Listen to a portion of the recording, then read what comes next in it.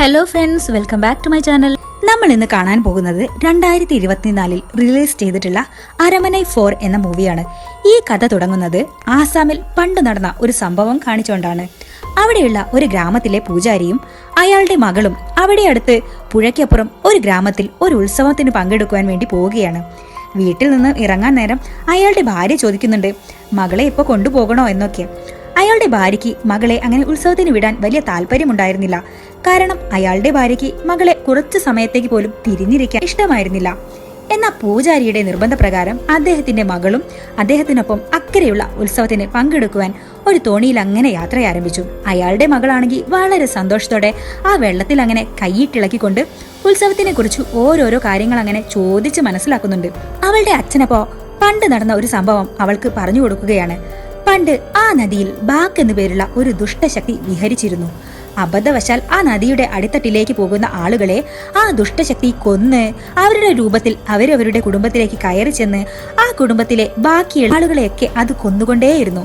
അവസാനം നദിക്ക് അക്കരെയുള്ള ആ ദേവിയുടെ ശക്തിയാൽ ഈ പൂജാരിയുടെ പൂർവികന്മാർ ആ ദുഷ്ടശക്തിയെ ബന്ധിപ്പിച്ച് ആ നദിയിൽ എവിടെയോ തളയ്ക്കുകയാണ്.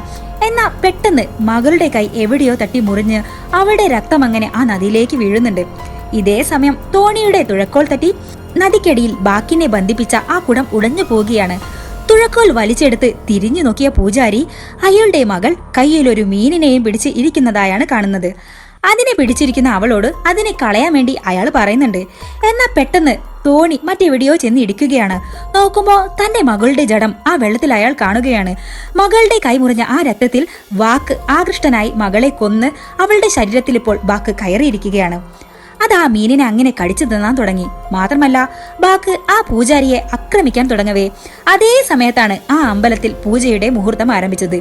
ഈ സമയത്ത് വാക്കിന്റെ ശക്തി ക്ഷയിക്കും എന്ന് മനസ്സിലാക്കിയ പൂജാരി തന്റെ കയ്യിലുള്ള ദിവ്യജലം അതിന്റെ മേലേക്ക് കുടഞ്ഞ് മന്ത്രങ്ങൾ ചൊല്ലി ബാക്കിനെ തന്റെ കയ്യിലുള്ള ഒരു കുടത്തിലേക്ക് ആവാഹിച്ച് അതിനെ തന്റെ അടിമയാക്കുകയാണ്. തന്റെ ആത്മാവിനെ മോചിപ്പിക്കാൻ വേണ്ടി ബാക്ക് പൂജാരിയോട് ആവശ്യപ്പെടുന്നുണ്ട്. എന്നാൽ തന്റെ ഭാര്യ മകളുടെ മരണവാർത്തയറിഞ്ഞാൽ പിന്നെ അവൾ ജീവിച്ചിരിക്കില്ല എന്ന് മനസ്സിലാക്കിയ പൂജാരി തന്റെ മകളെ കൊന്ന ബാക്കിനോട് പിന്നീടുള്ള കാലം മുഴുവൻ തന്റെ മകളുടെ രൂപത്തിൽ ജീവിച്ചു കൊള്ളാൻ ആജ്ഞാപിക്കുകയാണ്. അടിമയായ വാക്ക് ഗത്യന്തരമില്ലാതെ അത് അംഗീകരിച്ച് ജീവിക്കാൻ ആ പൂജാരിയുടെ വീട്ടിലേക്ക് പോവുകയാണ്. അടുത്ത സീനിൽ കാണിക്കുന്നത് ശരവണൻ എന്ന ഒരു അഡ്വക്കേറ്റിനെയാണ്. പ്രൊഫഷനിൽ വളരെ സിൻസിയർ ആയ ശരവണൻ അനീതിക്കോ ആക്രമണത്തിനോ ഒന്നും തന്നെ കൂട്ടുനിന്നിരുന്നില്ല. ഇതേ സമയം അയാളെ സഹായിക്കുന്ന അയാളുടെ ക്ലർക്കായിട്ടുള്ള അമ്മായിയെയും കാണിക്കുന്നുണ്ട്. ശരവണന് ഒരു സഹോദരിയുണ്ട്, സെൽവി എന്നാണ് അവളുടെ പേര്. 10 വർഷം മുന്നേ അവൾ ഒരാളെ പ്രണയിച്ച് ഓടിപ്പോയതായിരുന്നു. 10 വർഷമായി അവളെക്കുറിച്ച് യാതൊരു വിവരവുമില്ല. ഇത്ര കാലമായി അവളെക്കുറിച്ച് യാതൊരു വിവരമില്ലെങ്കിലും ശരവണന് തന്റെ സഹോദരിയോട് വളരെ സ്നേഹമായിരുന്നു. അടുത്ത സീനിൽ സെൽവിയെയാണ് കാണിക്കുന്നത്. അവളിപ്പോ അവളുടെ ഭർത്താവ് സന്തോഷിന്റെയും കുട്ടികളുടെയും കൂടെ വളരെ സന്തോഷമായി ജീവിച്ചു വരികയാണ്. അവളുടെ ഹസ്ബൻഡ് ഒരു എഞ്ചിനീയർ ആണ്. പഴയ കെട്ടിടങ്ങൾ വാങ്ങി അത് പുതുക്കി പണിഞ്ഞ് വിൽക്കലാണ് സന്തോഷിന്റെ ജോലി. അങ്ങനെയിരിക്കെ സെൽവിയും അവളുടെ ഹസ്ബൻഡും ആ ഗ്രാമത്തിലെ ഒരു പഴയ അരമന വാങ്ങി അവിടെ താമസിച്ചുകൊണ്ട് അതിന്റെ ബാക്കിയുള്ള റിനോവേഷൻ ഒക്കെ അവർ ചെയ്തു വരികയാണ്. അങ്ങനെ അവരവിടെ സന്തോഷമായി ജീവിച്ചു വരവേ വളരെ ഹെൽത്ത് കോൺഷ്യസ് ആയിട്ടുള്ള സന്തോഷ് എന്നും ജോഗിങ്ങിനായി പോവാറുണ്ട്. അങ്ങനെയിരിക്കെ ഒരു ദിവസം അയാൾ കാടിന് നടുവിലുള്ള ആ വഴിയിലൂടെ അങ്ങനെ ജോഗിങ് ചെയ്ത് പോയിക്കൊണ്ടിരിക്കെ രവി എന്നു പേരുള്ള ഗ്രാമത്തലവന്റെ മകൻ തന്റെ പുതിയ യൂട്യൂബ് ചാനലിന് വേണ്ടി ആ കാനന ഭംഗി വീഡിയോ എടുത്തുകൊണ്ടിരിക്കുന്നത് സെൽവിയുടെ ഹസ്ബൻഡ് സന്തോഷ് കാണുകയാണ്. രവിയെ കണ്ടപ്പോ സന്തോഷ് അയാളുടെ കുറച്ച് കുശലങ്ങളൊക്കെ പറഞ്ഞ് വീണ്ടും അയാളുടെ ജോഗിങ് ആരംഭിച്ചു. ഇതേ സമയം രവി ഇതൊക്കെ ഷൂട്ട് ചെയ്തുകൊണ്ടിരിക്കുന്നുണ്ടായിരുന്നു. അങ്ങനെ ഒറ്റപ്പെട്ട പാതയിലൂടെ ജോഗിങ് ചെയ്ത് പോയിക്കൊണ്ടിരിക്കുകയായിരുന്നു സന്തോഷ്. പോകുന്ന വഴിയിൽ പെട്ടെന്ന് അയാളെ ഒരു പുകപടലം വന്ന് മൂടുന്നുണ്ട്. അത് ബാക്ക് എന്ന ദുഷ്ടശക്തിയായിരുന്നു. ബാക്ക് സന്തോഷിനെ കൊലപ്പെടുത്തി സന്തോഷിന്റെ രൂപത്തിൽ തിരിച്ച് അവരുടെ അരമനയിലേക്ക് വരികയാണ്. എന്നാൽ തന്റെ ഭർത്താവിന്റെ രൂപത്തിൽ വന്നത് ദുഷ്ടശക്തിയാണെന്ന് മനസ്സിലാകാതിരുന്ന സെൽവിയോട് തന്റെ മകൾ ശക്തിയും മകനും എവിടെയാണെന്ന് ബാക്ക് ചോദിക്കുകയും അടുത്ത സീനിൽ ആ ഗ്രാമത്തിലെ കുറച്ചാളുകൾ ഉറക്കെ നിലവിളിച്ചുകൊണ്ട് സെൽവിയെ തിരഞ്ഞ് അങ്ങോട്ടേക്ക് ഓടി വരുന്നുണ്ട്. സന്തോഷ് വനപാതയിൽ മരിച്ചു കിടക്കുന്നുണ്ട് എന്ന വാർത്ത അവർ സെൽവിയെ അറിയിക്കുകയാണ്. തന്റെ ഭർത്താവിന്റെ മരണവിവരം അറിഞ്ഞ് നടുങ്ങിപ്പോയ സെൽവി കരഞ്ഞുകൊണ്ട് സന്തോഷിനെ തിരഞ്ഞ് അങ്ങോട്ടേക്ക് നാട്ടുകാർക്കൊപ്പം ഓടുകയാണ്. എന്നാൽ ഈ സമയം കുറച്ചു മാറി വീഡിയോ ഷൂട്ട് ചെയ്തുകൊണ്ടിരിക്കുന്ന രവി തന്റെ ക്യാമറയിൽ കൊട്ടാരമടക്കം എല്ലാ കാര്യങ്ങളും പകർത്തിയിട്ടുണ്ടായിരുന്നു. ഇതേ സമയം സെൽവിയുടെ നായ്ക്കുട്ടി കിണറിലേക്ക് നോക്കി കുരച്ചുകൊണ്ടിരിക്കുന്നത് രവി കേൾക്കുകയാണ്. എന്നാൽ അവിടെ പോയി നോക്കിയ രവി ശക്തി തലയടിച്ച് നിലത്ത് വീണു കിടക്കുന്നതായി കാണുകയാണ്. എന്നാൽ തൊട്ടടുത്ത കിണറിൽ നിന്നും ശബ്ദം കേട്ട് കിണറിലേക്ക് നോക്കിയ രവി ഞെട്ടിത്തരിച്ചു പോവുകയാണ്. കുറച്ചു മുൻപേ നാട്ടുകാർക്കൊപ്പം തന്റെ ഭർത്താവിനെ തെരഞ്ഞ് കാട്ടിലേക്ക് ഓടിപ്പോയ സെൽവി കിണറിൽ തൂങ്ങി മരിച്ച നിലയിൽ കാണുകയാണ്. സെൽവിയുടെയും സന്തോഷിന്റെയും മരണവിവരം സെൽവിയുടെ സഹോദരനായ ശരവണനും അവന്റെ അമ്മായിയും അറിയുകയാണ്. താൻ ജീവനേക്കാൾ ഏറെ സ്നേഹിച്ചിരുന്ന തന്റെ സഹോദരിയുടെ മരണവിവരം ശരവണനെ ഏറെ തളർത്തി. ഇതേ സമയം സന്തോഷ് ഒരു അനാഥനായിരുന്നതിനാൽ തന്നെ സെൽവിയുടെ മക്കളുടെ ഉത്തരവാദിത്വവും അവരുടെ ബാക്കിയുള്ള കടവും ആ കൊട്ടാരം നോക്കി നടത്തേണ്ട ചുമതലയും ശരവണനും അമ്മായിയും ഏറ്റെടുക്കേണ്ടി വരികയാണ്. അങ്ങനെ ശരവണനും അമ്മായിയും ആ ഗ്രാമത്തിൽ സെൽവിയും കുടുംബവും താമസിച്ച അരമനയിലേക്ക് പോവുകയാണ്. അതേസമയം ആ അരമനയുടെ ബാക്കി അറ്റകുറ്റപ്പണികൾ നടത്തിക്കൊണ്ടിരുന്ന സന്തോഷിന്റെ ജോലിക്കാരായ ഒരു കാർപ്പന്ററും ഒരു മെയ്സനും ഉണ്ടായിരുന്നു. സന്തോഷും സെൽവിയും ആ അരമന വാങ്ങിയിരുന്നത് ഒരു ജമീന്ദാറിന്റെ കയ്യിൽ നിന്നായിരുന്നു. സന്തോഷ് ആ സെമീന്ദാറിന് ഇനിയും പണം കൊടുക്കാൻ ബാക്കിയുണ്ടായിരുന്നു. അതുകൊണ്ട് തന്നെ ആ സെമീന്ദാറും അയാളുടെ മകൾ മായയും അവിടെ തന്നെയായിരുന്നു താമസിച്ചിരുന്നത്. മായ ഒരു ഡോക്ടറാണ്. ആ ഗ്രാമത്തിലുള്ള പാവപ്പെട്ട ആളുകളെ ശുശ്രൂഷിക്കുന്നതിനു വേണ്ടി ആ ഗ്രാമത്തിലുള്ള ചെറിയ ഹോസ്പിറ്റലിൽ തന്നെയായിരുന്നു അവൾ ജോലി ചെയ്തിരുന്നത്. ഇതേ സമയം ശക്തിക്ക് തലയ്ക്ക് ക്ഷതമേറ്റ് കോമയിലായിരുന്നതിനാൽ ശക്തിയുടെ ട്രീറ്റ്മെന്റിനു വേണ്ട സൗകര്യങ്ങളെല്ലാം ആ അരമനയിൽ തന്നെ ഒരുക്കി ആ അരമനയിൽ വെച്ച് തന്നെയായിരുന്നു ചികിത്സിച്ചിരുന്നത്. ഇതേ സമയം സെൽവിയുടെ രണ്ടാമത്തെ മകന് സെൽവി ശരവണൻ എന്ന പേര് തന്നെയായിരുന്നു വച്ചിട്ടുണ്ടായിരുന്നത്. അവൻ ആ വീട്ടിൽ അങ്ങനെ മറ്റു ബുദ്ധിമുട്ടുകളൊന്നുമില്ലാതെ കളിച്ചു വളരുന്നുണ്ടായിരുന്നു. ജമീന്ദാറുടെ കടം വീട്ടുന്നതിനായി ആ അരമന വിറ്റ് അത് കഴിച്ച് ബാക്കിയുള്ള പണവുമായി മക്കളും ഒന്നിച്ച് തിരിച്ച് നഗരത്തിലേക്ക് തന്നെ പോകണമെന്നായിരുന്നു ശരവണന്റെ ആഗ്രഹം. എന്നാൽ ഇതേ സമയം അരമനയിൽ പല വിചിത്രങ്ങളായ സംഭവങ്ങളും നടക്കുന്നുണ്ടായിരുന്നു. ഏതോ ഒരു സ്ത്രീയുടെ അദൃശ്യ പ്രേതശക്തി ആ അരമനയിൽ ഉണ്ട് എന്ന് അവിടെയുള്ള ആളുകൾക്ക് അനുഭവപ്പെടാൻ തുടങ്ങി. മാത്രമല്ല തന്റെ പെങ്ങൾ ഒരിക്കലും ആത്മഹത്യ ചെയ്യില്ല എന്ന് ശരവണന് ഉറപ്പുണ്ടായിരുന്നു. പണ്ട് പ്രണയ നൈരാശ്യം കാരണം ആത്മഹത്യ ചെയ്യാൻ ഒരുങ്ങിയ സെൽവിയെ ശരവണൻ ആത്മഹത്യയിൽ നിന്നും രക്ഷിക്കുകയും അവളെ കൊണ്ട് പിന്നീട് ഒരിക്കലും അങ്ങനെ ആത്മഹത്യയെക്കുറിച്ച് ഒരിക്കലും ചിന്തിക്കുക കൂടി ചെയ്യരുത് എന്ന് ശരവൺ സത്യം ചെയ്യിച്ചിട്ടുണ്ട്. ഇതേ തുടർന്ന് തന്റെ സഹോദരിയുടെയും ഭർത്താവിന്റെയും മരണത്തിൽ ദുരൂഹതയുണ്ട് എന്നാരോപിച്ച് ശരവണൻ അടുത്തുള്ള പോലീസ് സ്റ്റേഷനിൽ ഒരു കംപ്ലൈന്റ് ഫയൽ ചെയ്യാൻ വേണ്ടി രവിക്കൊപ്പം പോവുകയാണ്. എന്നാൽ ഈ ആവശ്യത്തിനായി സ്റ്റേഷനിലെത്തിയ ശരവണനോട് സെൽവിയും സന്തോഷും തമ്മിൽ ചെറിയ ചെറിയ പിണക്കങ്ങൾ ഉണ്ടായിരുന്നു എന്നും ഈ പിണക്കത്തെ തുടർന്ന് സന്തോഷ് ഹൃദയാഘാതത്തിൽ മരിക്കുകയായിരുന്നു എന്നും ആ വിഷമത്തിൽ സെൽവി തൂങ്ങി മരിച്ചതാണെന്നും അമ്മയുടെ മരണം മുന്നിൽ കണ്ട മകൾ തെന്നി വീണ് കോമയിലായതാണെന്നും അല്ലാതെ ഇതിൽ യാതൊരു ദുരൂഹതയും ഇല്ല എന്നും പറഞ്ഞ് ഇൻസ്പെക്ടർ ശരവണനെ തിരിച്ചയക്കാൻ ശ്രമിക്കുകയാണ്. എന്നാൽ ഇതിൽ തീർച്ചയായും ദുരൂഹതയുണ്ടെന്നും അത് പുനരന്വേഷിക്കണമെന്നും ആവശ്യപ്പെട്ട ശരവണനോട് ഇൻസ്പെക്ടർ ദേഷ്യപ്പെടുകയും ശരവണനോട് അവിടെ നിന്ന് പോകാൻ ആവശ്യപ്പെട്ട് ഇൻസ്പെക്ടർ ജോലി ആവശ്യത്തിന് പുറത്തു പോവുകയുമാണ്. ഇതേ സമയം ആ സ്റ്റേഷനിലെ കോൺസ്റ്റബിൾ ശരവണനെ സമാധാനിപ്പിക്കാൻ ശ്രമിക്കുന്നുണ്ട്. 2 ദിവസം കഴിഞ്ഞ ഈ ഗ്രാമത്തിലെ തന്നെ ഏറ്റവും വലിയ ഉത്സവം നടക്കാൻ പോവുകയാണെന്നും 10 വർഷത്തിലൊരിക്കൽ മാത്രം നടക്കുന്ന ആ വലിയ ഉത്സവത്തിന്റെ സുരക്ഷയ്ക്ക് വേണ്ട തയ്യാറെടുപ്പുകൾ നടത്തേണ്ട ടെൻഷനിലാണ് ഇൻസ്പെക്ടർ എന്നും 2 ദിവസം കഴിഞ്ഞ നിങ്ങളുടെ സഹോദരിയുടെ ഈ വിഷയത്തെപ്പറ്റി നമുക്ക് വിശദമായി അന്വേഷിക്കാം എന്നും പറഞ്ഞ് കോൺസ്റ്റബിൾ ശരവണനെ അവിടെ നിന്ന് പറഞ്ഞു വിടുകയാണ്. അങ്ങനെ കോൺസ്റ്റബിളിന്റെ വാക്കിൽ വിശ്വസിച്ച് ശരവണനും രവിയും തിരിച്ച് രവിയുടെ ജീപ്പിൽ കാനനപാതയിലൂടെ വീട്ടിലേക്ക് മടങ്ങുകയാണ്. എന്നാൽ തന്റെ സഹോദരിയുടെ മരണശേഷവും അവളെ നാട്ടുകാർ കണ്ടതായി പറയുന്നുണ്ടല്ലോ എന്ന കാര്യം ശരവണൻ രവിയോട് ചോദിക്കുകയാണ്. അപ്പോൾ രവി അന്ന് ആ സംഭവം നടക്കുമ്പോൾ താനും സെൽവി നാട്ടുകാർക്കൊപ്പം ഓടിപ്പോകുന്നത് കണ്ടതാണെന്നും എന്നാൽ അതേസമയം അരമനയുടെ കിണറിനരികിൽ നിന്നും നായ കുരയ്ക്കുന്നത് കേട്ട് താൻ അവിടെ പോയി നോക്കിയപ്പോൾ അവിടെ തലയടിച്ചു കിടക്കുന്ന ശക്തിയെയും നേരത്തെ നാട്ടുകാർക്കൊപ്പം ഓടിപ്പോയ സെൽവി കിണറിൽ തൂങ്ങി മരിച്ചു കിടന്നതായി കണ്ടതായും രവി പറയുകയാണ്. എന്നാൽ ഈ കാര്യം ആരും തന്നെ വിശ്വസിക്കില്ല എന്നുറപ്പുള്ളതുകൊണ്ട് താൻ ഈ കാര്യം മറ്റാരോടും പറഞ്ഞില്ല എന്നും രവി പറയുകയാണ്. ഇതേ തുടർന്ന് അതിനെക്കുറിച്ച് കൂടുതൽ എന്തെങ്കിലും വിവരം കിട്ടുമോ എന്നറിയാൻ വേണ്ടി ശരവണൻ രവിയുടെ ക്യാമറയിലെ വീഡിയോ ക്ലിപ്സ് പരിശോധിക്കാൻ തുടങ്ങി. എന്നാൽ വീഡിയോ പരിശോധിക്കുന്നതിനിടയിൽ സന്തോഷ് ജോഗ് ചെയ്ത് പോകുന്നതിനിടെ കുറ്റിക്കാട്ടിൽ പതുങ്ങിയിരുന്ന് ഒരു സ്വാമി സന്തോഷിനെ നിരീക്ഷിക്കുന്നതായി കാണുന്നുണ്ട്. അതിൽ ദുരൂഹത തോന്നിയ ശരവണൻ രവിയോട് അക്കാര്യത്തെക്കുറിച്ച് അന്വേഷിക്കുകയാണ്. ഉത്സവ സമയമായതിനാൽ ഇത്തരത്തിലുള്ള നിരവധി സ്വാമിമാർ ഈ ഗ്രാമത്തിലേക്ക് വരാറുണ്ടെന്നും ചിലപ്പോൾ അത്തരത്തിലുള്ള ഒരു സ്വാമിയാകുമെന്നും രവി പറയുകയാണ്. എന്നാൽ ഈ സ്വാമിയെ സെൽവിയുടെ ശവം സ്വീകരിച്ച സമയം മോർച്ചറിയുടെ സമീപത്തു നിന്നും കണ്ടതായും രവി പറയുകയാണ്. അവരങ്ങനെ സംസാരിച്ച് കാനനപാതയിലൂടെ വരുന്ന സമയം ഒരു വിചിത്ര ജീവി അവരുടെ വാഹനത്തിന്റെ മുകളിലേക്ക് പാഞ്ഞു കയറുകയുണ്ടായി. എന്നാൽ വിചിത്ര ജീവി വാഹനം പിടിച്ചു കൊടുക്കാനും മാന്താനും തുടങ്ങി. പിന്നീട് വിചിത്ര ജീവി കാട്ടിലേക്ക് ഓടിപ്പോവുകയാണ്.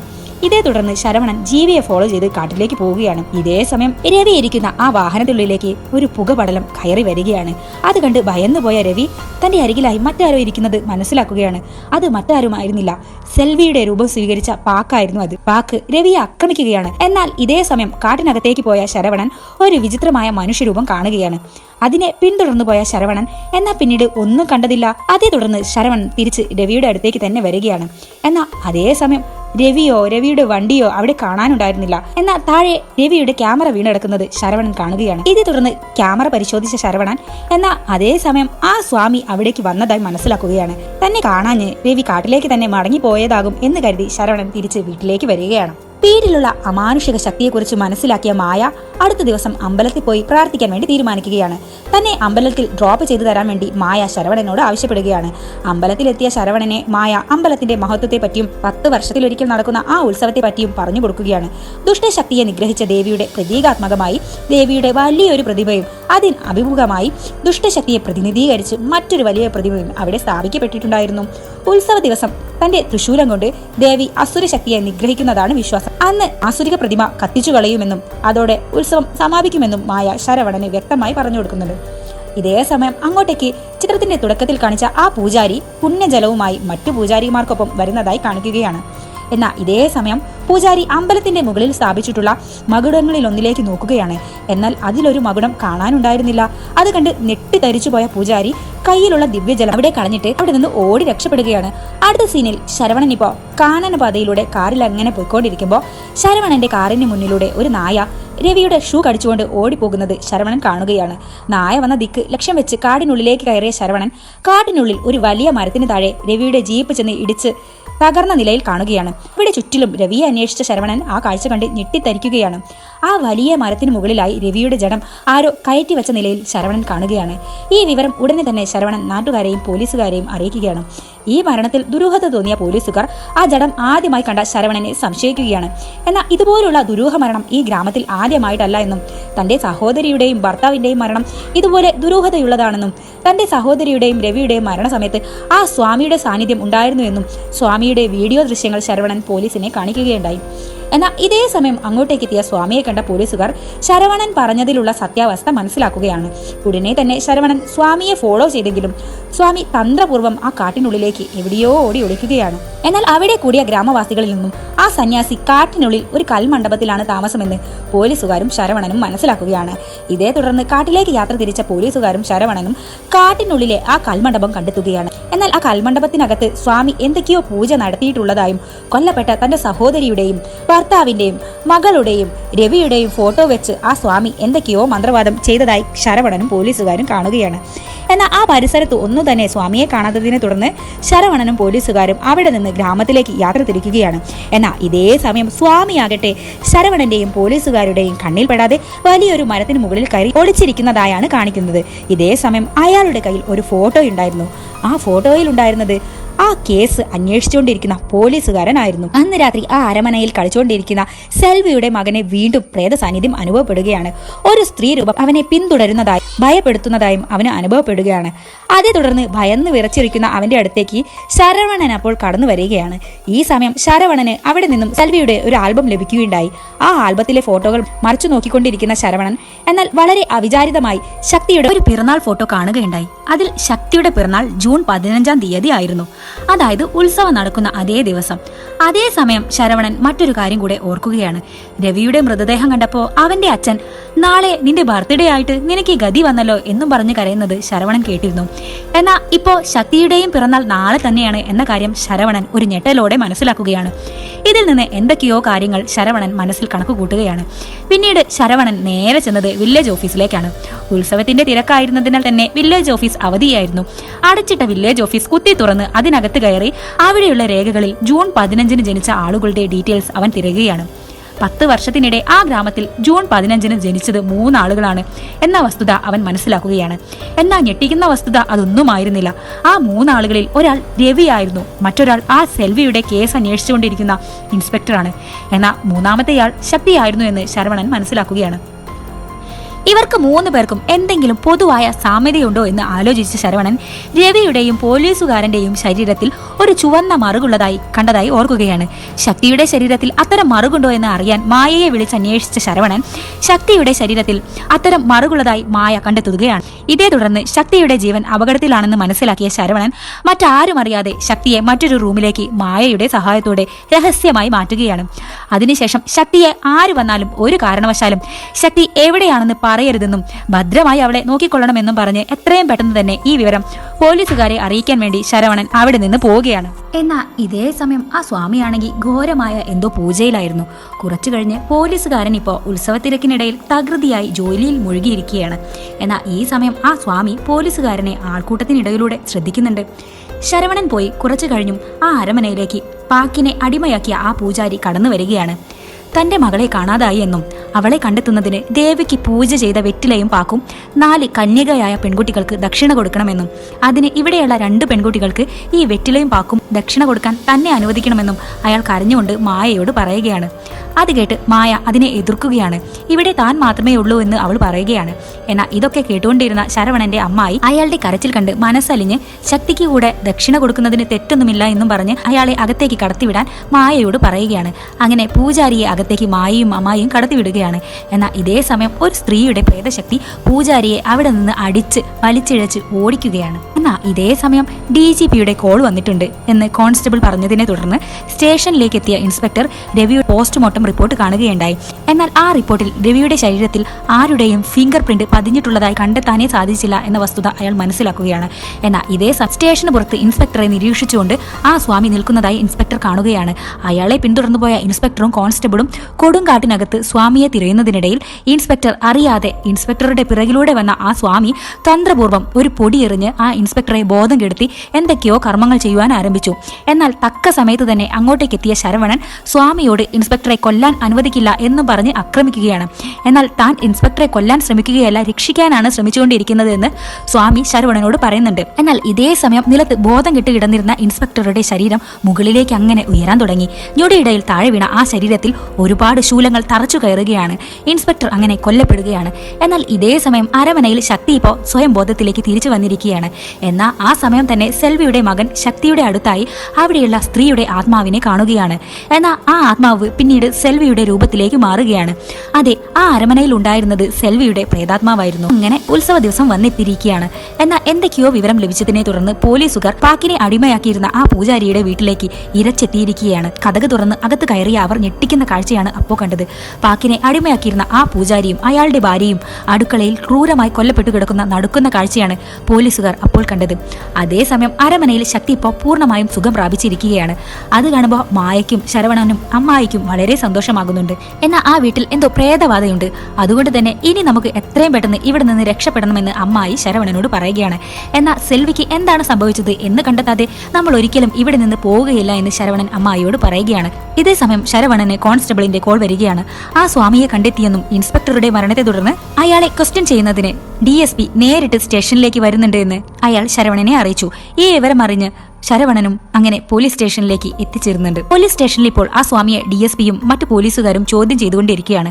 അതേ തുടർന്ന് സ്വാമി അയാൾ ആരാണെന്നും അയാളുടെ ഉദ്ദേശം എന്താണെന്നും അവരോട് പറയുകയാണ്. ഹിമാലയത്തിലെ ഭൈരവയോഗി പരമ്പരയിലെ ഒരാളാണ് താനെന്നും ദുഷ്ടശക്തികളെ ഭൂമിയിൽ നിന്ന് ഉന്മൂലനം ചെയ്യലാണ് അയാളുടെ ജന്മ ഉദ്ദേശമെന്നും അതിനായി അവർ നിരന്തരം പോരാടിക്കൊണ്ടിരിക്കുകയാണെന്നും അയാൾ പറയുന്നുണ്ട്. വളരെ വർഷങ്ങൾക്ക് മുമ്പ് തന്റെ പൂർവികർ പാക്ക് എന്നു പേരുള്ള കരയിലും വെള്ളത്തിലും ഒരുപോലെ ജീവിക്കാൻ സാധിക്കുന്ന ഒരു ദുഷ്ടശക്തിയെ കഠിനമായ മാന്ത്രിക പ്രയോഗത്താൽ ബന്ധിപ്പിച്ച് ഒരു നദിയിൽ അടക്കം ചെയ്തിരുന്നു എന്നും എന്നാൽ നദിയിലൂടെ പോയിക്കൊണ്ടിരിക്കുകയായിരുന്ന ഒരു പൂജാരിയുടെ തുഴക്കോൽ പറ്റി പാക്ക് സ്വതന്ത്രനായി എന്നും മന്ത്രവിദ്യ അറിയാവുന്ന ആ പൂജാരി അയാളെ അടിമയാക്കി കൊല്ലപ്പെട്ട തന്റെ മകളുടെ രൂപത്തിൽ അയാളുടെ കുടുംബത്തിലേക്ക് കൂട്ടിക്കൊണ്ടുപോയി. എന്നാൽ ഇതേ സമയം ആ പൂജാരിയുടെ മകളുടെ ജഡം നദിക്കരയിൽ ഞങ്ങൾ കണ്ടെത്തുകയുണ്ടായി. അതിൽ നിന്നും പാക്കിന്റെ ആക്രമണത്തിലാണ് ആ കുട്ടി കൊല്ലപ്പെട്ടത് എന്ന് ഞങ്ങൾ മനസ്സിലാക്കുകയാണ്. ഇതേ തുടർന്ന് പൂജാരിയുടെ വീട്ടിലേക്ക് ഞങ്ങൾ പോയെങ്കിലും പൂജാരി അപ്പോഴേക്കും അവിടെ വിട്ടുപോയിരുന്നു. എന്നാൽ പൂജാരി പോയിരിക്കാൻ സാധ്യതയുള്ളത് ഒന്നെങ്കിൽ ഉജ്ജയിനിയിലേക്ക് അല്ലെങ്കിൽ തമിഴ്നാട്ടിലേക്കോ ആയിരിക്കാമെന്ന് ഞങ്ങൾ കണക്കുകൂട്ടി. കാരണം ആ പൂജാരിയുടെ നാട്ടിലുള്ള ദേവിയുടെ അതേ ശക്തിയുള്ള ദേവീ ശക്തിയുള്ളത് ഈ 2 സ്ഥലങ്ങളിൽ മാത്രമാണ്. ഈ 3 ദേവീ ശക്തികൾക്ക് മുൻപിൽ മാത്രമേ പാക് അടിമപ്പെടുകയുള്ളൂ. അങ്ങനെയാണ് താൻ ഇവിടെ തമിഴ്നാട്ടിലേക്ക് എത്തിയതെന്ന് സ്വാമി പറയുകയാണ്. എന്നാൽ അതിനിടയിൽ പാക് വളരെ തന്ത്രപൂർവ്വം തന്റെ ആത്മാവിനെ പൂജാരി ബന്ധിപ്പിച്ചിരിക്കുന്നത് ഉത്സവം നടക്കുന്ന ഈ അമ്പലത്തിന്റെ ഒരു ഗോപുരത്തിൽ ആണെന്ന് മനസ്സിലാക്കുകയാണ്. ഇത് തുടർന്ന് പാക് തന്റെ ആത്മാവിനെ അവിടെ നിന്ന് മറ്റൊരാളുടെ സഹായത്താൽ അയാളെ കബളിപ്പിച്ചുകൊണ്ട് കൈവശപ്പെടുത്തുകയാണ്. പാക്കിന്റെ ആത്മാവിനെ പാക്കിന് തിരിച്ചു കിട്ടിയതോടെ നഷ്ടപ്പെട്ട കഴിവുകളെല്ലാം പാക്കിന് തിരിച്ചു കിട്ടുകയാണ്. എന്നാൽ ഇത്രയും കാലം അടിമയായിരുന്നതിനാൽ പാക്കിന്റെ ശക്തികൾ ക്ഷയിച്ചിരുന്നു. അതിനാൽ തന്നെ പൂർവാധികം ശക്തനായി മാറുന്നതിന് ദിവസം ജനിച്ച 3 മനുഷ്യജീവനുകളെ ബലി നൽകിയാൽ മറ്റാർക്കും തോൽപ്പിക്കാൻ കഴിയാത്ത വിധം പാക് ശക്തിശാലിയായി മാറും. അതിനായി ഉത്സവ ദിവസമായ മാഘമാസത്തിലെ മഹാനാഗപഞ്ചമി ദിവസം ജനിച്ച 3 പേരെ പാക് കണ്ടെത്തിയിരിക്കുകയാണ്. മാത്രമല്ല ഈ 3 പേർക്കും പൊതുവായി ശരീരത്തിൽ ഒരു പ്രത്യേകതരം ചുവന്ന മറുകും രൂപപ്പെട്ടിട്ടുണ്ടായിരിക്കും. അതെ, പാക് കണ്ടെത്തിയ ആ 3 പേരാണ് ശക്തിയും രവിയും പിന്നെ ഇവിടുത്തെ ആ ഇൻസ്പെക്ടറും. അതിനുശേഷം ശക്തിയെ കൊല്ലാൻ തീരുമാനിച്ച പാക് സന്തോഷിനെ കൊന്ന ശേഷം സന്തോഷിന്റെ രൂപത്തിൽ ശക്തിയുടെ വീട്ടിലേക്ക് വരികയാണ്.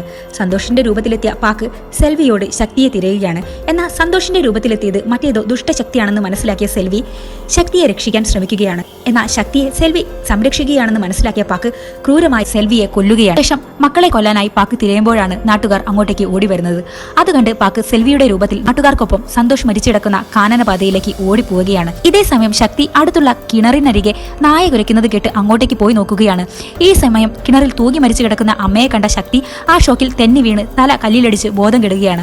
എന്നാൽ മരണശേഷവും സെൽവി തന്റെ മക്കളെ സംരക്ഷിക്കുന്നതിനായി ഉഗ്രരൂപിണിയായ ഒരു പ്രേതരൂപമായി അരമനയിൽ തന്നെ നിലകൊണ്ടു. തന്റെ മക്കളുടെ രക്ഷയ്ക്കായി അരമനയിൽ സെൽവി നിലകൊള്ളുന്നതുകൊണ്ട് പാക്കിന് ശക്തിയെ പിന്നെ ഒന്ന് തൊടാൻ പോലും സാധിച്ചില്ല. അതിനാൽ തന്നെ പാക് പിന്നീട് മറ്റു 2 പേരുടെയും നേരെ തിരിയുകയാണ്.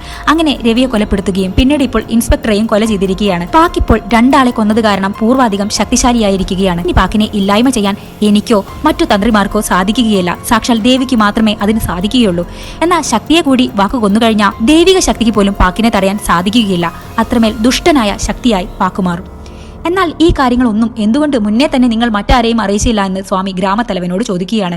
ഈ വിവരം അറിയിക്കാൻ തന്നെയായിരുന്നു ഞാൻ അന്ന് നിങ്ങളുടെ മകൻ മരണപ്പെട്ട ദിവസം വന്നത് എന്നും, എന്നാൽ ആ സമയം നിങ്ങൾ എന്നെ അറസ്റ്റ് ചെയ്യുമെന്ന് മനസ്സിലാക്കിയതിനാലാണ് ഞാൻ ഉടനെ ആ സ്ഥലത്ത് നിന്നും മാറിയത് എന്നും, ഇൻസ്പെക്ടറെ രക്ഷിച്ചതിന് ശേഷം സ്വയം ഞാൻ ഇവിടെ വന്ന് കാര്യങ്ങൾ വെളിപ്പെടുത്താം എന്ന് തീരുമാനിച്ചിരുന്നതുമാണ് എന്നും, എന്നാൽ അതിനിടയിലാണ് ഇൻസ്പെക്ടർ കൊല്ലപ്പെട്ടത് എന്നും സ്വാമി പറയുകയാണ്. അതിനിടയിൽ മറ്റൊരു കാര്യം സംഭവിച്ചു എന്നും സ്വാമി പറയുന്നുണ്ട്. ഉത്സവത്തിന്റെ ആരംഭ ദിവസം പുണ്യജലം തെളിക്കാനായി ക്ഷേത്രത്തിലേക്ക് എത്തിയ ആ പാക്കിനെ അടിമയാക്കിയ പൂജാരി ഞെട്ടലോടെ ആ സത്യം മനസ്സിലാക്കുകയാണ്. താൻ വളരെ രഹസ്യമായി ഒളിപ്പിച്ചു വെച്ചിരുന്ന പാക്കിന്റെ ആത്മാവിനെ ക്ഷേത്രത്തിന്റെ മകുടത്തിൽ നിന്നും ആരോ മോചിപ്പിച്ചിരിക്കുന്നു. അപകടം മനസ്സിലാക്കിയ പൂജാരി ഉടനെ തന്നെ തന്റെ ഭാര്യയെ രക്ഷിക്കുന്നതിനായി വീട്ടിലെത്തിയെങ്കിലും അതിനു മുന്നേ തന്നെ പൂജാരിയുടെ വീട്ടിലേക്ക് എത്തിയ പാക് പൂജാരിയുടെ ഭാര്യയെ കൊന്ന് അവളുടെ രൂപത്തിൽ പൂജാരിയെയും കൊല്ലുകയാണ്. പിന്നീട് അതിനുശേഷം ശക്തിയെ കൊല്ലാനായി പൂജാരിയുടെ രൂപത്തിൽ അരമനയിലേക്ക് എത്തിയ പാക് ശക്തിയെ കൊല്ലാൻ കന്യകമാർക്ക് വെറ്റിലയും പാക്കും കൊടുക്കാനാണെന്നും പറഞ്ഞ് മായയെയും അമ്മായിയെയും കബളിപ്പിച്ച് ശക്തിയെ സമീപിക്കുകയുണ്ടായി. എന്നാൽ പ്രേതരൂപത്തിൽ തന്റെ മകളെ സംരക്ഷിച്ചുകൊണ്ടിരിക്കുന്ന സെൽവി പാക്കിനെ അവിടെ നിന്ന് ആക്രമിച്ചോടിക്കുകയാണ്. എന്നാൽ പാക് ഇപ്പോൾ ഇൻസ്പെക്ടറെയും കൊന്ന് പൂർവാധികം ശക്തിശാലിയായിരിക്കുകയാണ്. സെൽവിയുടെ ദുരാത്മാവിനെ ഇല്ലാതാക്കി കഴിഞ്ഞാൽ പാക്കിനിപ്പോൾ ശക്തിയെയും കൊല്ലാൻ സാധിക്കുന്നതാണ്. അത് കേട്ട ഉടനെ അപകടം മനസ്സിലാക്കിയ ശരവണൻ ശക്തിയുടെ അടുത്തേക്ക് അവിടെ നിന്നും ഉടനെ തന്നെ പുറപ്പെടുകയാണ്. സ്വാമി പറഞ്ഞതിലൊന്നും വിശ്വാസമില്ലാതിരുന്ന പോലീസ് ഓഫീസർ തൽക്കാലം സ്വാമിയെ ലോക്കപ്പിലിടാൻ വേണ്ടി തീരുമാനിക്കുകയാണ്. എന്നാൽ ഈ സമയം സ്റ്റേഷനിനകത്ത് ഒരു പുകപടലം വ്യാപിക്കാൻ തുടങ്ങി. അതും മറ്റൊന്നുമായിരുന്നില്ല, പാക്കായിരുന്നു.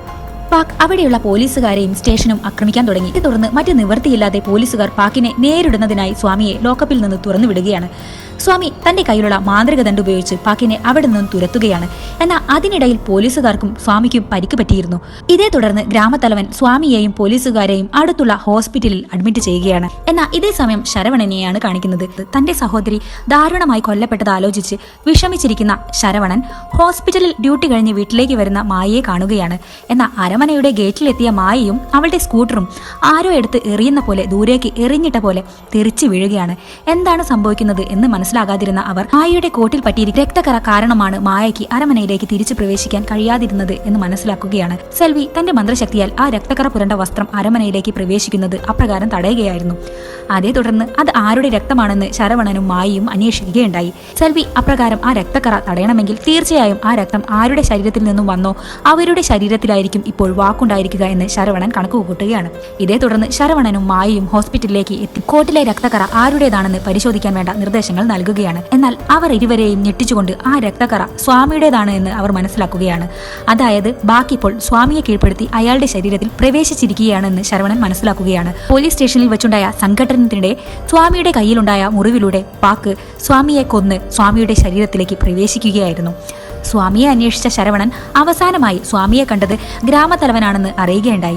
അതേ തുടർന്ന് ശരവണൻ ഗ്രാമത്തലവനോട് സ്വാമിയെക്കുറിച്ച് അന്വേഷിക്കുകയുണ്ടായി. എന്നാൽ ഗ്രാമത്തലവൻ എന്ന നിലയ്ക്ക് തനിക്കിപ്പോൾ ഉത്സവ കാര്യത്തിനാണ് പ്രാധാന്യം നൽകേണ്ടതെന്നും സ്വാമി എവിടെയാണെന്ന് തനിക്കറിയില്ല എന്ന് പറഞ്ഞ് ശരവണനെ അവിടെ നിന്ന് പറഞ്ഞുവിടാൻ ശ്രമിക്കുകയാണ്. അതേ തുടർന്ന് ശരവണനും ഗ്രാമത്തലവന്റെ ആളുകളും തമ്മിൽ അവിടെ പൊരിഞ്ഞ ഒരു സംഘടന നടക്കുകയാണ്.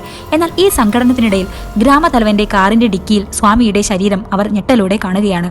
അപ്പോൾ താൻ ഇത്രയും നേരം സംസാരിച്ചിരുന്നത് ഏത് സ്വാമിയോടായിരുന്നു എന്ന് ഗ്രാമത്തലവൻ ആശങ്കപ്പെടുകയാണ്. മാത്രമല്ല തന്റെ ആളുകളെയും അയാൾക്കൊപ്പം പറഞ്ഞയച്ചിരിക്കുന്നതായി ഗ്രാമത്തലവൻ മനസ്സിലാക്കുകയാണ്. അപ്പോൾ അങ്ങോട്ടേക്കാണ് സ്വാമി നിങ്ങളുടെ ആളുകളെയും കൂട്ടി പോയത് എന്ന് ശരവണൻ അന്വേഷിക്കുകയുണ്ടായി. സ്വാമിയുടെ നിർദ്ദേശപ്രകാരം പാക്കിനെ ബന്ധിപ്പിക്കാൻ തന്ത്രപൂർവ്വം പാക്കിനെ ശക്തിയുടെ അടുത്തേക്ക് എത്തിക്കണമെന്നും അതിനായി തൽക്കാലത്തേക്ക് സെൽവിയുടെ ആത്മാവിനെ ബന്ധിപ്പിക്കണമെന്നും സ്വാമിയുടെ രൂപത്തിലുള്ള ആൾ തന്നോട് പറഞ്ഞ പ്രകാരം സെൽവിയുടെ ദുരാത്മാവിനെ ബന്ധിപ്പിക്കാൻ സെൽവിയെ കുഴിച്ചിട്ടിരിക്കുന്ന ശ്മശാനത്തിലേക്ക് സെൽവിയുടെ ശവശരീരം പുറത്തെടുത്ത് കത്തിക്കാൻ തന്റെ ആളുകളും ആ രൂപവും പോയിട്ടുണ്ടെന്ന് ഗ്രാമത്തലവൻ ശരവണനോട് പറയുകയാണ്. ഇതേ തുടർന്ന് അപകടം മനസ്സിലാക്കിയ ശരവണൻ ഉടനെ തന്നെ സെൽവിയെ കുഴിച്ചിട്ട ശ്മശാനത്തിലേക്ക് യാത്ര തിരിക്കുകയാണ്. എന്നാൽ ഇതേ സമയം ശ്മശാനത്തിൽ സെൽവിയെ കുഴിച്ചിട്ട കുഴിയിൽ നിന്ന് സെൽവിയുടെ ശവശരീരം പുറത്തെടുത്ത് കത്തിക്കാനുള്ള ചിത ഗ്രാമത്തലവന്റെ ആളുകൾ ഒരുക്കിയിട്ടുണ്ടായിരുന്നു. മന്ത്രശക്തിയാൽ അരമനയിൽ നിന്നും സെൽവിയുടെ ആത്മാവിനെ ശ്മശാനത്തിലേക്ക് വിളിച്ചു വരുത്തിയ സ്വാമിയുടെ രൂപത്തിലുള്ള വാക്കിന്റെ മാന്ത്രിക പ്രയോഗത്തിന് മുന്നിൽ പിടിച്ചു നിൽക്കാൻ സെൽവിയുടെ ആത്മാവിന് കഴിയുന്നുണ്ടായിരുന്നില്ല. സെൽവിയുടെ ആത്മാവിനെ ബന്ധിപ്പിച്ച വാക്ക് സെൽവിയുടെ ശവശരീരത്തിലേക്ക് സെൽവിയുടെ ദുരാത്മാവിനെ പ്രവേശിപ്പിക്കുകയും ശേഷം ആ ചിതയ്ക്ക് തീ കൊടുക്കുകയുമാണ്. ഇതേ സമയമാണ് ശരവണൻ അങ്ങോട്ടേക്ക് എത്തുന്നത്. ചിത കത്തി തീരുന്നതോടൊപ്പം ഇല്ലാതാകുന്ന സെൽവിയുടെ ആത്മാവ് ശരവണനോട് ബാക്കിന്റെ കയ്യിൽപ്പെടാതെ തന്റെ മക്കളെ സംരക്ഷിക്കണമെന്ന് അവസാനമായി അപേക്ഷിക്കുകയാണ്. ഉടനെ തന്നെ അരമനയിലേക്ക് തിരിച്ച ശരവണൻ ബാക്കിപ്പോൾ സ്വാമിയുടെ രൂപത്തിലാണെന്നും എന്തും വില കൊടുത്തും ശക്തിയുടെ ജീവൻ സംരക്ഷിക്കണമെന്ന് മായയോട് പറയുകയാണ്. പറഞ്ഞു തീരും മുന്നേ പാക്ക് സ്വാമിയുടെ രൂപത്തിൽ അരമനയിലേക്ക് എത്തിച്ചേരുകയാണ്. പാക്കിനെ തടയുന്നതിനായി പല വിധത്തിലുള്ള പ്രതിബന്ധങ്ങൾ മായയും അവിടെയുള്ള ആളുകളും ഒരുക്കുന്നുണ്ടെങ്കിലും അതിനെയെല്ലാം നിഷ്പ്രയാസം തള്ളിമാറ്റി പാക്ക് ശക്തിയെ പിടികൂടാൻ വേണ്ടി ശ്രമിക്കുകയാണ്. എന്നാൽ ഇതേ സമയത്ത് തന്നെയാണ് ഉത്സവത്തിന് മുഹൂർത്തം ആരംഭിച്ചതും. അതുകൊണ്ട് തന്നെ പാക്കിന്റെ ശക്തി ക്ഷയിക്കുകയായിരുന്നു. അതിനാൽ തന്നെ ബാക്കിയുള്ളവർക്ക് പാക്കിനെ തെറ്റിദ്ധരിപ്പിച്ച് പാക്കിന്റെ ലക്ഷ്യങ്ങളിൽ നിന്ന് വ്യതിചലിപ്പിക്കാൻ അവർക്ക് സാധിച്ചു. ആ തക്കം നോക്കി മായ ശക്തിയെയും കൂട്ടി ഉത്സവം നടക്കുന്ന അമ്പലത്തിലേക്ക് എത്തിച്ചേരുകയാണ്. എന്നാൽ ഇതേ സമയം അരമനയിൽ ശക്തിയില്ലെന്ന് മനസ്സിലാക്കിയ പാക്ക് ശക്തിയുടെ സാന്നിധ്യം ഇപ്പോൾ അമ്പലത്തിലാണെന്ന് മനസ്സിലാക്കി അങ്ങോട്ടേക്ക് തിരിക്കുകയാണ്. മായ പാക്കിന്റെ കണ്ണിൽപ്പെടാതെ ശക്തിയെ അവിടെ രഹസ്യമായി ഒളിപ്പിക്കാൻ ശ്രമിക്കുകയാണ്. എന്നാൽ ഇതേ സമയം പാക്ക് ശക്തിയെ കണ്ടെത്തിയിരിക്കുകയാണ്. ശക്തിയെ പിടികൂടാൻ പാക്ക് വരുന്ന അതേ നിമിഷം തന്നെയാണ് ശരവണൻ അങ്ങോട്ടേക്ക് എത്തുന്നത്.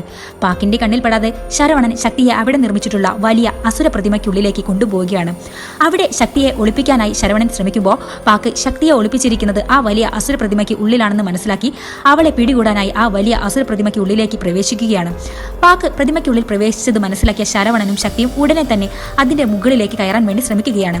പ്രതിമയുടെ തലഭാഗത്തെത്തിയ ശരവണനും ശക്തിയും സമാധാനിക്കാനിരിക്കെ പാക്കും അവരുടെ അടുത്തേക്ക് എത്തിച്ചേരുകയാണ്. ശക്തിയെ പിടികൂടാനായി പാക്ക് ശ്രമിക്കവേ ഉത്സവത്തിന്റെ മുഹൂർത്തം അതിന്റെ പരിസമാപ്തിയിലേക്ക് എത്തിയിരിക്കുകയാണ്. അസുരനെ നിഗ്രഹിക്കുന്ന ദേവിയുടെ പ്രതീകാത്മകമായി ആ ദേവീ ബിംബത്തിൽ നിന്നും ഉയർന്നു പൊങ്ങിയ ഒരു ത്രിശൂലം ആ വലിയ അസുര പ്രതിമയിലേക്ക് വന്നു പതിക്കുകയാണ്. എന്നാൽ യഥാർത്ഥത്തിൽ ദേവി തന്റെ ശക്തി കൊണ്ട് പാക്കിനെ യഥാർത്ഥത്തിൽ അവിടെ വധിക്കുകയാണ് ഉണ്ടായത്. ഇതേ സമയം ആ ബിംബത്തിന്റെ ഉപരിതലത്തിൽ നിന്നും താഴേക്ക് ചാടിയ ശരവണനും ശക്തിയും താഴെ കൂട്ടിവെച്ചിരിക്കുന്ന കുങ്കുമത്തിന്റെ കൂനയിലേക്ക് വീഴുകയും യാതൊരു അപകടവും സംഭവിക്കാതെ രക്ഷപ്പെടുകയുമാണ്. അങ്ങനെ പാക്കിന്റെ കയ്യിൽ നിന്നും രക്ഷപ്പെട്ട ശരവണനും കൂട്ടരും തിരിച്ച് അരമനയിലേക്ക് പോവുകയാണ്. അടുത്ത സീനിൽ ശക്തിയും അനിയനും കളിച്ചുകൊണ്ടിരിക്കുന്നതാണ് കാണിക്കുന്നത്. എന്നാൽ ഒരു അദൃശ്യ ശക്തി അവർക്കൊപ്പം കളിക്കുന്നതായി കാണിക്കുന്നുണ്ട്. അത് മറ്റാരുമായിരുന്നില്ല, സെൽവിയുടെ ആത്മാവായിരുന്നു. ഈ രംഗം കാണിച്ചുകൊണ്ട് ഈ ചിത്രം ഇവിടെ അവസാനിക്കുകയാണ്. ഈ വീഡിയോ നിങ്ങൾക്ക് ഇഷ്ടമായാൽ ചാനൽ സബ്സ്ക്രൈബ് ചെയ്യാൻ മറക്കരുതേ. അതുപോലെ പറ്റുമെങ്കിൽ ഈ വീഡിയോ ലൈക്ക് ചെയ്യാനും ഷെയർ ചെയ്യാനും മറക്കരുതേ.